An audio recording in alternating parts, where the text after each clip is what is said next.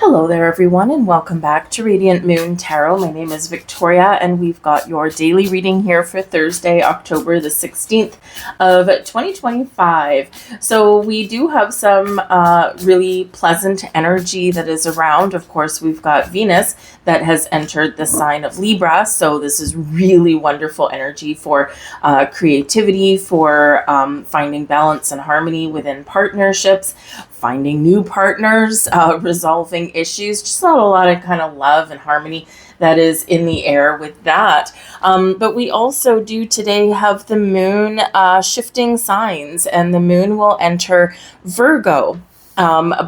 Depending on your time zone, it could be partway through the day, or it could be later on tonight while you're sleeping.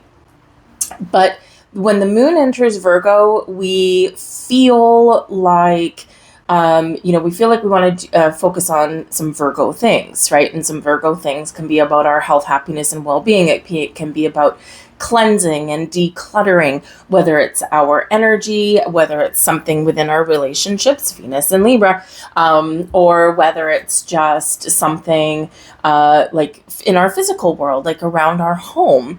So this is a great time where you might be wanting to kind of clean up your act, clean up your day, clean up your schedule, whatever it happens to be, and perhaps find a little bit more balance and harmony somewhere in your day-to-day life. And when we kind of declutter, whether it's our energy or our home or whatever it happens to be, we feel good. We feel lighter, we feel brighter, we feel like we've got some elbow room in our lives. So you may be thinking about, you might be feeling like you want to kind of get something done or make a few little tweaks, right? Virgo energy, we can quite often just find that little things that we do, little things that we improve can really have a big impact, can really have a big effect on our day-to-day. So you could be feeling kind of all those things, right? Those Virgo-y things. But let's see where we're at today. We've got the Lovers card coming out. Wonderful. Lovers card, partnerships. And when we've got the Lovers card in reverse, this is balance and harmony in partnerships. This is finding that healthy equilibrium. This is finding a compromise. This is two people coming together, whether we see eye to eye or not, right? We are coming to some sort of agreement sometimes with this energy here as well, right? And, not everything has to be polarizing. Not everything has to be, I'm right, you're wrong. We can quite often recognize and appreciate someone else's point of view while still kind of maintaining a harmonious vibe between two people, right? But the Lovers card can certainly be wonderful for love and romance. It can be wonderful for business partnerships. It can be wonderful for friendships and camaraderie. And the thing is, we are either spending some time or focusing on those important relationships, or we could be welcoming in something new. So this can be a time of new beginnings in relationships here as well. But whatever your situation is, the Lovers card does represent a choice. You might be making some choices with your relationships, choosing the right company, choosing the right job. Remember when the moon goes into Virgo, right? Virgo energy is our health, happiness, well-being, our day-to-day lives, our day-to-day routine, our pets, our health, but also our daily work, where we work, how we get there, what we do for a living, those kind of things. And so some of you are, kind of thinking, okay, can I find a better work-home life balance? Can I find a balance within my workplace? If not, is it time to move on? Is it time for something new? So we're making a choice, right, with that Lovers card energy. But it is a soulmate energy, and it's one of true love as well. So who do you love? Who do you spend your time with? Perhaps there's a little bit of a longing to spend some more time with the people that you care about. But don't forget to spend time with you, because Lovers card is the masculine and the feminine coming together. And this can be where you find the balance within. So your spiritual health, your energetic health. We also have here the Four of Cups. Now, the Four of Cups is always a little bit interesting, right? It can be an energy of being disconnected or feeling disconnected, or feeling a little kind of apathy, right? It's like nothing's interesting me right now. I'm just not feeling like engaged. I'm not focusing on things, or I feel like there's something missing. Sometimes that Four of Cups, right? We start to feel a little bit discontent. We start to feel as though, nothing's happening, or, there's just something. Whether we're waiting for something or we're starting to give up hope, or, whether we're just feeling like, I need something to happen. I need something to change. I need something new. I need a different perspective. Whatever it happens to be, it's like, ugh, right? So with the Four of Cups, it can be that you've been waiting for something to happen. You've been waiting for something to come in. All right. And so you're reminded here with the Four of Cups to engage a little bit more in making something happen for yourself rather than just playing a waiting game. What actions do you need to take, right? What direction do you need to go in? How else differently can you look at a situation as well? Because when we do get the Four of Cups, we're quite often so focused on an exact thing, or we want an exact thing, and we're not necessarily seeing the possibilities that are just outside our peripheral vision, right? Because often that Four of Cups does show there's something coming in, but we're not seeing it because of how we're perceiving things, or because of our energy, or because we want something to be very precise. And of course, not everything is exactly the way we want. Sometimes we need to look at things from that differing perspective, or we need to kind of keep an open mind and look at the potential that an opportunity has, or a potential that a relationship has, right? That's usually where the beauty lies.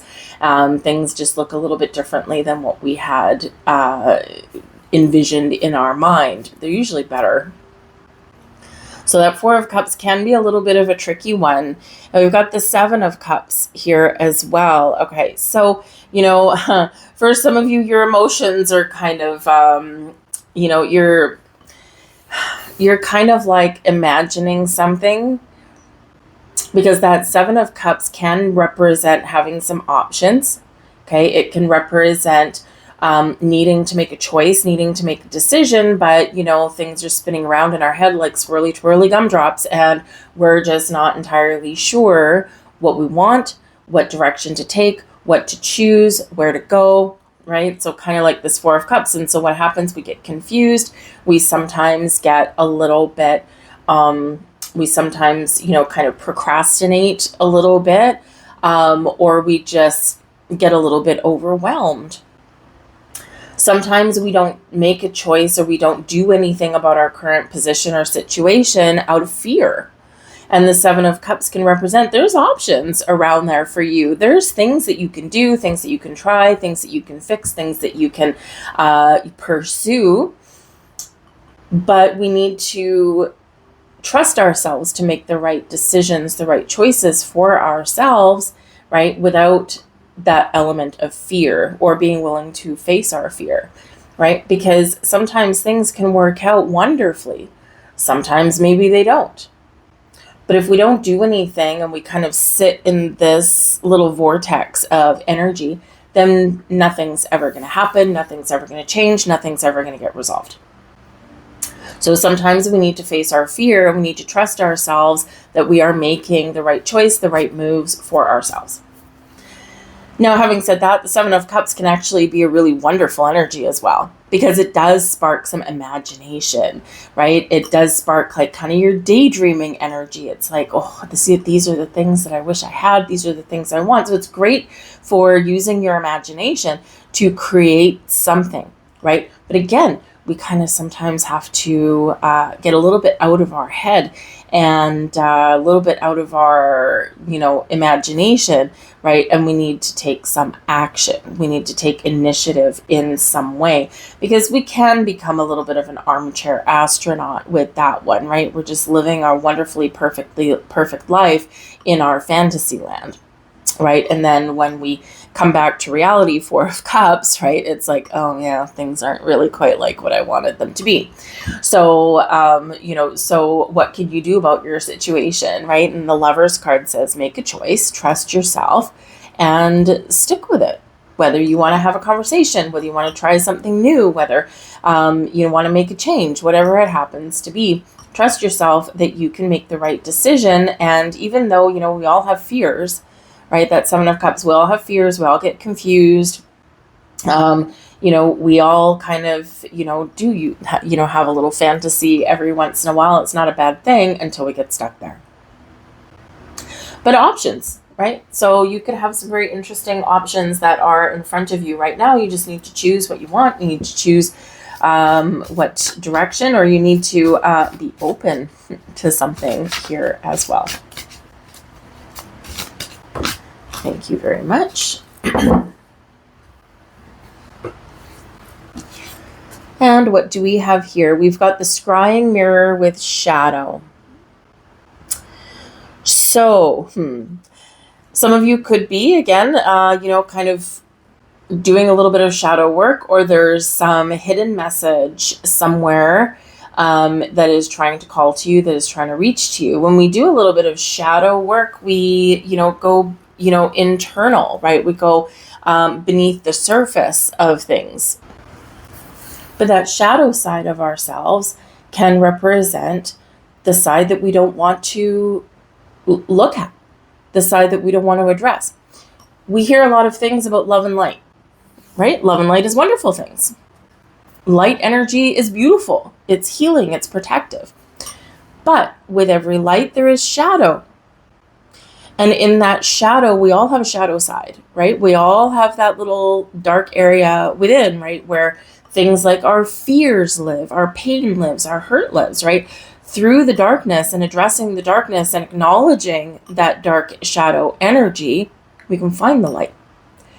So especially where the Seven of Cups and the Four of Cups comes in, again, we already talked about fear. Fear is part of your shadow energy, right? We talk about this procrastination. Why am I procrastinating? Or why am I finding that my fantasies are better than my reality, right? Go within, address that shadow energy, because you'll probably find the answers, or maybe you'll find a little bit of courage, or maybe you'll find that things aren't as bad as what we build them up to be. And when we do that, we can perceive things a little bit differently. We can open our eyes. We can see the potential and the possibilities, and it's a little bit of magic, right? We can't live one-sided all the time, right? We can't always live in the light. It's wonderful energy, right? But there's the shadow that comes with it. And what is that both the light and the dark give? Balance, peace, harmony, right? We can see both sides of the coin. We can see the good and the bad. And that's not a bad thing to be able to pursue things that way, or to look at things that way.